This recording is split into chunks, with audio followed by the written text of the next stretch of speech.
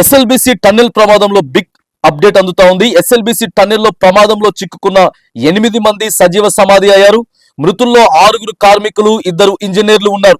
Aqua I ఏఐతో పాటు GPR system తో మృతదేహాలను అయితే మరి రెస్క్యూ టీం గుర్తించారు.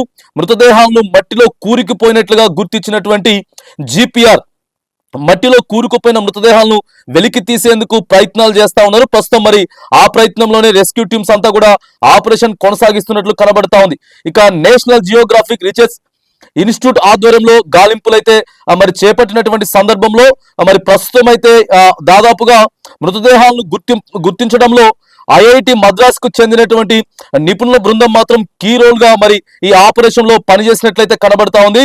ప్రధానంగా 5 అనుమానిత లొకేషన్లను గుర్తించి డ్రిల్లింగ్ చేసినటువంటి రెస్క్యూ సిబ్బంది 5 ఏదైతే మరి అనుమానిత లొకేషన్లను గుర్తించి డ్రిల్లింగ్ చేసినటువంటి ప్రాంతాల్లో మాత్రానికి మరి కొంచెం మెత్తగా మనిషి రూపంలో ఉన్నటువంటి ఆ దేహాలైతే మరి క్లియర్ గా ఆ సిబ్బందికి అయితే కనిపించినట్లు మరి కనపడతా ఉంది. దాదాపుగా 7 రోజుల నుంచి మరి దీంట్లో ఈ రెస్క్యూ టీమ్ కి సంబంధించినటువంటి ఆపరేషన్ లో రెస్క్యూ టీంలన్నీ కూడా పాల్గొన్నాయి. దాదాపుగా ఈ రోజు మరి కాంట్రాక్టర్ గానీ లేకపోతే అక్కడ ఉన్నటువంటి రెస్క్యూ టీం సిబ్బంది కూడా 8 మంది చనిపోయారని చెప్పి డిక్లేర్ చేసినట్టు ఇక్కడ చెప్తున్నట్లయితే మనకి క్లియర్ గా మరి కనబడతా ఉంది. గత 7 రోజులుగా 8 మంది పరిస్థితి ఏంటని చెప్పి రాష్ట్రంతో పాటు దేశం యావత్తు కూడా మరి ఎస్ఎల్బిసి టన్నెల్ వైపే అందరూ కూడా చూశారు. వారు మరి ఊపిరితో బయటికి వస్తారు అని చెప్పి ఎంతో మంది ఎన్నో దేవుళ్ళకి ప్రార్థించినా కూడా మరి అలా కొంత ప్రయోజనం అయితే లేకపోయింది. మరి ఎవరు దీనికి కారకులు? ప్రధానంగా లోపం ఎక్కడుంది? ఆ ప్రభుత్వ లోపం ఉందా, లేకపోతే మరి కాంట్రాక్టర్ లోపం ఉందా?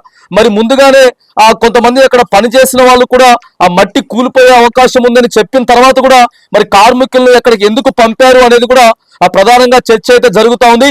ఏది ఏమైనా కానీ ఇక ఎస్ఎల్బిసి టన్నెల్ ప్రమాదంలో 8 మంది మాత్రానికి సొరంగంలో సజీవ సమాధి అయినట్లు కూడా మనం చూస్తా ఉన్నాం. ఎస్ఎల్బిసి టన్నెల్ ప్రమాదంలో బిగ్ అప్డేట్ అందుతా ఉంది. ఎస్ఎల్బిసి టన్నెల్లో ప్రమాదంలో చిక్కుకున్న 8 మంది సజీవ సమాధి అయ్యారు. మృతుల్లో 6 కార్మికులు, 2 ఇంజనీర్లు ఉన్నారు. ఆక్వా ఐ ఏఐతో పాటు జీపీఆర్ సిస్టమ్ తో మృతదేహాలను అయితే మరి రెస్క్యూ టీం గుర్తించారు.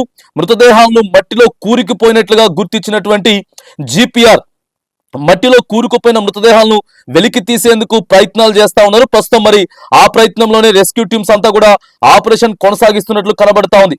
ఇక నేషనల్ జియోగ్రాఫిక్ రీసెర్చ్ ఇన్స్టిట్యూట్ ఆధ్వర్యంలో గాలింపులైతే మరి చేపట్టినటువంటి సందర్భంలో మరి ప్రస్తుతం అయితే దాదాపుగా మృతదేహాలను గుర్తించడంలో ఐఐటి మద్రాసుకు చెందినటువంటి నిపుణుల బృందం మాత్రం కీ రోల్ గా మరి ఈ ఆపరేషన్ లో పనిచేసినట్లయితే కనబడతా ఉంది.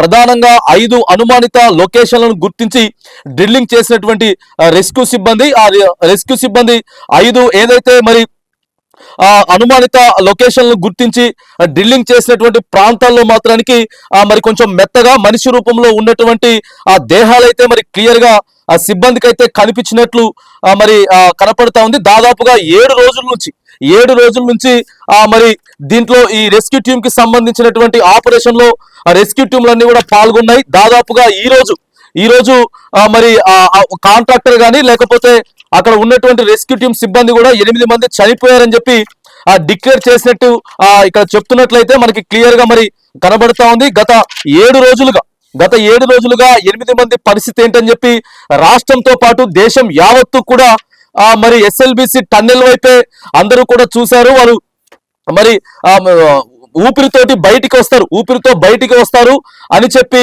ఎంతో మంది ఎన్నో దేవుళ్ళకి ప్రార్థించినా కూడా మరి అలా కొంత ప్రయోజనం అయితే లేకపోయింది.